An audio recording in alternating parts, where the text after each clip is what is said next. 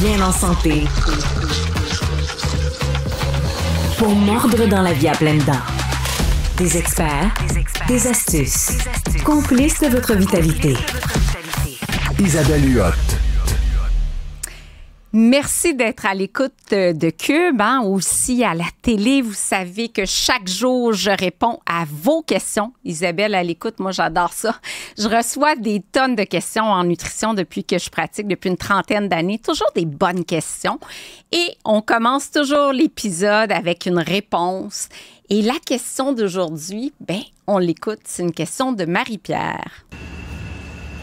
Salut Isabelle, j'ai une question pour toi. Je suis complètement mêlée dans mes choix de lait. J'ai essayé le lait d'avoine, le lait de coco, le lait d'amande, mais j'aime vraiment le lait de vache. J'aime le goût du lait de vache, surtout dans le café. Et j'ai vu récemment qu'il est sorti des informations concernant le lait A2 et le lait A1. Comme quoi que le lait A1 serait pas bon pour la santé puis que le A2 serait une alternative bon pour la santé. Fait que je me demandais, c'était quoi tu pensais de tout ça? Puis, parce qu'en fait, j'aimerais ça comme réintégrer le lait de vache, mais que ça ne nuise pas à ma santé sans avoir à utiliser des alternatives parce que c'est pas mes préférés, mettons, au goût. Fait que, voilà. C'est tellement une bonne question. Et là, je vous fais une confidence. J'adore le lait de vache. Oui, moi, experte en nutrition, je bois du lait de vache régulier, 1% ou 2%. Question goût, j'ai beau avoir tout essayé, les boissons végétales sur le marché, j'aime beaucoup mon café latte, mon matcha latte avec du lait régulier. Le lait régulier là, apporte quand même beaucoup de protéines. On parle de 8 à 9 grammes de protéines dans une tasse de lait. Beaucoup de calcium, environ 300 mg de calcium. On a aussi de la vitamine D, donc le lait est enrichi en vitamine D, puis une panoplie de vitamines, de minéraux dans le lait régulier. Maintenant, dans toutes les boissons végétales du commerce, il y a énormément de choix. Puis le meilleur choix, c'est la boisson de soya, mais la boisson de soya non sucrée. Pourquoi c'est le meilleur choix? Parce que, notamment, moi, j'ai écrit beaucoup de livres en lien avec la ménopause. Un livre avec Dr. Lynn Desautels et un prochain qui s'en vient, la suite, où je parle des phytoestrogènes. Souvent, les gens ont peur des phytoestrogènes dans le soya, alors que c'est plutôt bénéfique pour la santé de la femme et même de l'homme. Donc, dans la boisson de soya, j'ai des choix biologiques ici. Donc, comme c'est bio, ça veut dire qu'il n'y a pas d'OGM dans le soya. C'est une préoccupation pour plusieurs personnes. Mais c'est aussi la boisson végétale, à part quelques exceptions, la plus protéinée. Parce que dans une boisson de soya, on va avoir ici l'équivalent. J'ai 8 grammes de protéines. Ici, j'avais dans mon verre de lait, j'avais 9 grammes de protéines. Donc, on a un bel apport en protéines. Qui dit protéines, ça veut dire que c'est bien soutenant aussi. Et non sucré, parce qu'on a vu beaucoup, puis ceux qui utilisent l'application Yuka, l'application Yuka va donner une note au produit, puis plus il y a d'additifs, souvent on va perdre des points. Puis on se rend compte dans les boissons végétales, il y en a beaucoup qui ont perdu beaucoup de points parce qu'ils ont des additifs, ils ont des gommes, ils ont des... on veut imiter le lait. Donc, on met des agents texturants, puis on rajoute bien sûr des vitamines, souvent du calcium, d'autres vitamines, parfois de la vitamine B12. Donc, c'est un petit peu moins naturel, là, si on veut. Mais les versions non sucrées, plus intéressant parce que là, la teneur en sucre, elle est plus basse même qu'un verre de lait régulier qui contient naturellement du lactose.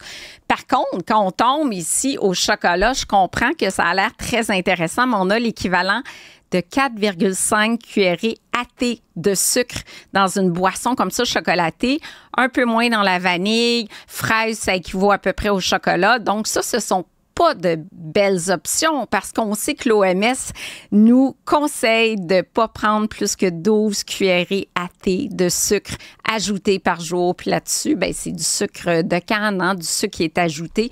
Donc, ce serait pas de bonnes options. Avoine, j'aime bien le goût. C'est peut-être mon meilleur choix en termes de goût après le lait régulier. Il y a des compagnies québécoises également qui font des boissons d'avoine. J'ai dit lait, mais c'est vraiment une boisson parce que le lait, c'est réservé pour les productions des mammifères. Donc, selon la loi canadienne d'inspection des aliments, ce sont des boissons végétales et non et non du lait. Donc ici, avoine 0 sucre, ça j'aime bien aussi parce qu'on n'a pas rajouté de sucre. Et par contre, on a 1 seul gramme de protéines. Stéphanie Villeneuve, notre chroniqueur, m'a mentionné tout à l'heure qu'il y avait du lait d'avoine à 8 grammes de protéines. Encore faut-il le trouver. Moi, je ne l'ai pas trouvé, mais ça peut être plus intéressant parce qu'on sait à quel point le matin, de commencer avec davantage de protéines, c'est bien. Lait d'amande, oui.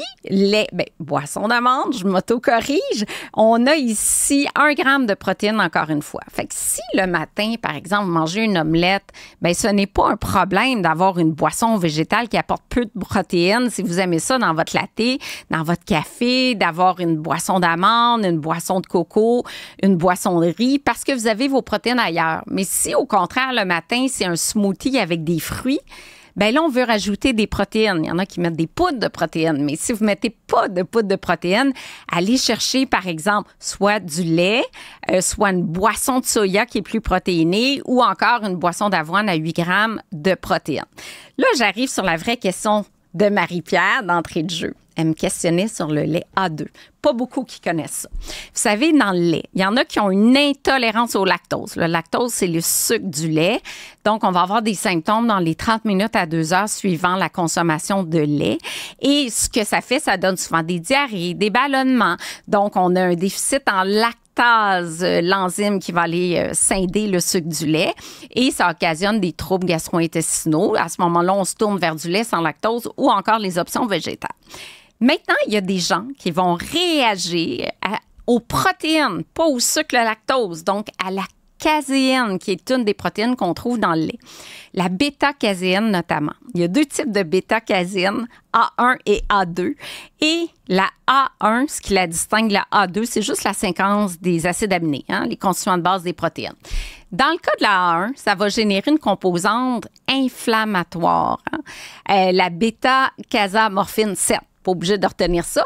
Tout ça pour dire qu'il y a certaines personnes qui vont avoir des troubles digestifs en consommant du lait A1. La plupart des vaches ici, Holstein, au Québec, produisent du lait A1, créent une légère inflammation. Et là, attention, on n'est pas dans la diarrhée, on est plus dans un ralentissement du transit, on est plus dans la constipation. Des gens qui vont réagir à la caséine A1 vont souffrir un petit peu de douleur abdominale, plutôt constipés. Ils se sentent pas bien quand ils prennent du lait. Et là, en Nouvelle-Zélande et en Australie, la grande folie, c'est le lait A2. Il est très dur à trouver. Je l'ai trouvé pour vous au Provigo. Donc, ils sont listés dans toutes les bannières Provigo. Peut-être chez Maxi aussi. Donc, ce lait-là, c'est vraiment des vaches brunes, particulières, homozygotes, qui ne produisent que du lait A2. Donc, dépourvu de la composante qui est générée, qui est de nature inflammatoire. Donc, c'est écrit ici beaucoup plus digeste. Ça dépend des gens. Moi, je tolère très bien le lait. Mais pour quelqu'un qui ne buvait pas de lait parce qu'il y avait des symptômes, puis que les symptômes ne sont pas partis en retirant le glucose, ça vaut peut-être la peine d'essayer le lait A2.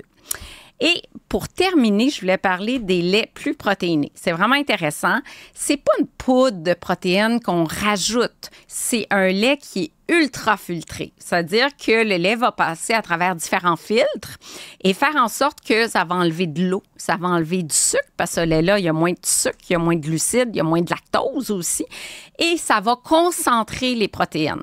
Il y a plusieurs marques sur le marché, Natrel, Lactantia, Joya, Fairlife. C'est les 4 marques qui produisent des laits plus protéinés qui apportent entre 14 et 18 grammes de protéines par portion d'une tasse. Donc, c'est vraiment significatif. C'est le double des protéines par rapport au lait régulier, par exemple. 18 grammes de protéines versus 9. Pour qui c'est indiqué? C'est indiqué pour les sportifs. C'est indiqué aussi, je pense à mon papa qui est décédé malheureusement aujourd'hui, mais qui n'arrivait pas à combler ses besoins en protéines. Ben, j'achetais ce lait-là plus protéiné. Quelqu'un qui a de la difficulté à rencontrer ses besoins en protéines parce que les besoins sont plus élevés, par exemple, ben, ça peut être utile de se tourner vers ce type de lait-là. Alors, c'est ce qui conclut ma réponse à Marie-Pierre sur le lait, mais il y a tellement de boissons végétales sur le marché que je reviendrai peut-être sur le sujet.